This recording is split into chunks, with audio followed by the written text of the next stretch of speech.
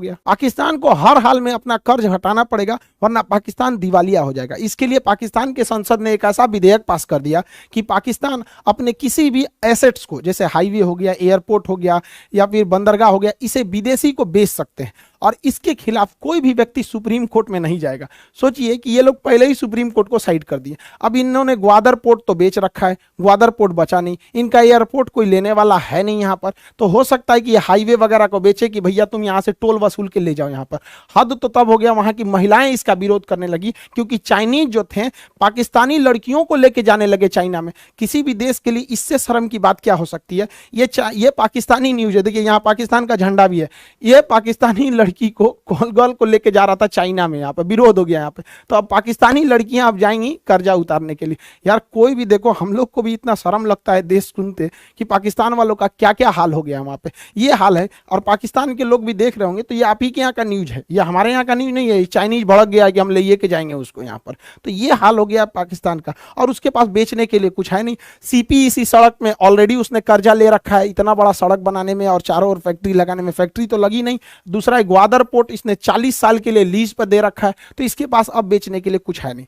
अब चाइनीजों का बलूचिस्तान के एरिया में कब्जा होते जा रहा है। बलूचिस्तान खनिज संपदा से बहुत भरा हुआ है और बलूचिस्तान के खनिज को चाइना निकाल रहा है और यहाँ बलोच वाले मिल के उसको मार रहे हैं। बलोचों का कहना है कि ससुरा हमको अलग करो, जब तुम हमारे साथ भेदभाव करते हो तो हमको अलग करो। देखिए पाकिस्तान की समस्या समझिए, कोई भी देश को एजुकेशन बहुत जरूरी है और ना उस देश के अंदर जाहिलियत भर जाएगी।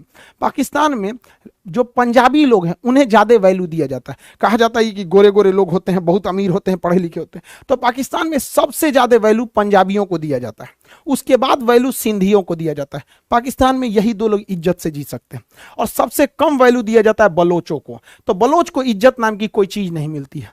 हालांकि अगर आप ध्यान देंगे तो सबसे ज्यादा तो पंजाबियों की इज्जत होती है, उसके बाद सिंधियों की, बची कुची जो इज्जत एकदम कचड़ा बराबर देते हैं सब बलोचों को।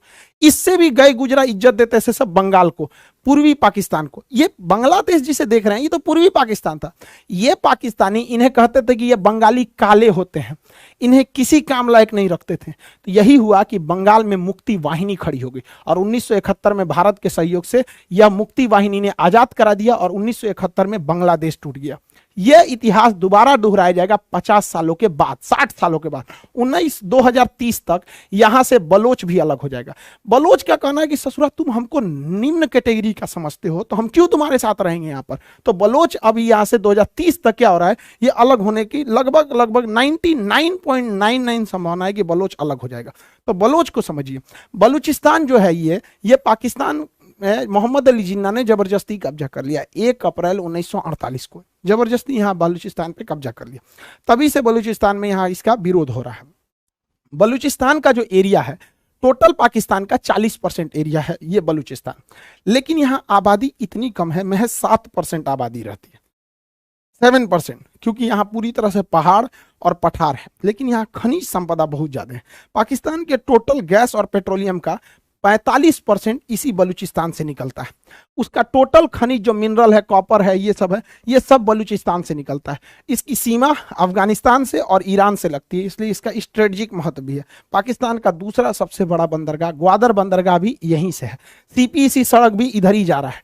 लेकिन इन सारे चीजों में बलूचिस्तान के लोगों को रोजगार नहीं दिया गया, यहाँ कोई भी डेवलपमेंट नहीं किया गया, ना ही कोई कायदे की यूनिवर्सिटी खोली गई, ना ही हेल्थ केयर इंफ्रास्ट्रक्चर को बढ़ावा दिया गया, ना ही किसी इन्वेस्टमेंट को यहाँ लाया गया। यहाँ किसी भी तरह का डेवलपमेंट नहीं किया गया और उल्टा तो यहाँ पे सेना लगा दिया गया जो यहाँ लोगों को घर में घुस घुस के मार देती है, और चाइनीजों को भर दिया गया जो यहाँ की लड़कियों को उठा के लेके चले जाते हैं। तो ये एरिया में भीषण बवाल हो गया है। अब इन लोगों का कहना है कि हम क्या रहेंगे, अलग रहना चाहते हैं। तो ये बलोच वाले लोग अलग रहना चाहते हैं। अब यहाँ पे डबल समस्या समझिए कि बलोच जो है इनको भारत का समर्थन है, ये भारत के मतलब फेवर में रहते हैं। देखिए जब भी बलोच का झंडा देखिएगा तो इंडिया का झंडा साथ में रहेगा। तो बलूचिस्तान में ये अशांति देखकर यहाँ पर तहरीके तालिबान पाकिस्तान, ये भाई साहब देख रहे हैं, ये जो हीरो की तरह है, तो हम लोग के लिए तो ठीक है, ससुरा मार रहा है पाकिस्तान को, मार भाई तुम और तगड़ा एकदम यहाँ पे। तो हम लोग के लिए क्या कचरा है, हमारे दुश्मन का दुश्मन हमारा दोस्त। इंटरनेशनल रिलेशन में तो यही होता है, लेकिन हम लोग थोड़ा एथिक्स वाले हैं, खुल के सपोर्ट नहीं कर सकते हैं इनका। लेकिन आप तो समझदार हैं यहाँ पे। तो तहरीके तालिबान कहता है कि हाँ ये अलग होना चाहिए। दूसरा जो बलोच लोग हैं, बलूच, ये भी अब पाकिस्तान से कहने लगे हैं कि हमको अलग करना है। और हद तब हो गई जब फरवरी में इन बलोचों ने पाकिस्तान के 200 रेंजर जवानों को, उनके जो बीएसएफ होती है रेंजर, मार के मौत के घाट उतार दिया वहां पर। अब पाकिस्तान को समझ में आ रहा है कि 26/11 पे हमला कराओगे, कश्मीर में कराओगे, अब तुम ससुरे खुद मरोगे। अब इसमें भारत सरकार को क्या करना चाहिए कि इनका थोड़ा समर्थन करना चाहिए, जो बलोच हैं। अब इसमें ऐसा नहीं कि भारत सरकार ने समर्थन नहीं किया था। 2016 में लाल किले पे से हमारे प्रधानमंत्री मोदी जी ने कहा था कि पीओके और बलोच के लोगों के साथ उनकी सहानुभूति है। इससे बलोच लोगों का मनोबल बहुत बढ़ गया। अब बलोचों का मनोबल बढ़ेगा ना तो ये विद्रोह कर देंगे, लेकिन ये लुका छिपी की तरह नहीं हो पाएगा। और हाँ, ये बात हम समझते हैं कि प्रधानमंत्री हो, राष्ट्रपति, विदेश मंत्री, इनके एक लिमिटेशंस है, ये कुछ भी बातों को नहीं बोल सकते, लेकिन हम लोग तो बोल सकते हैं। हम लोग तो कहते हैं भैया खुला समर्थन है भारत का। बलोच लोगों से कहते हैं कि इशारा समझो, हम लोग भी खुला समर्थन इशारों में ही किए थे मुक्ति वाहिनी का, और 1971 में अलग हुआ था। तो जितने बलोच भाई लोग हैं, आप आगे बढ़ो, हम आपके पीछे अइबे करेंगे, हमारा विक्रांत पीछे से आएगा, सब आएगा यहाँ, बस एक बार आगे बढ़िए।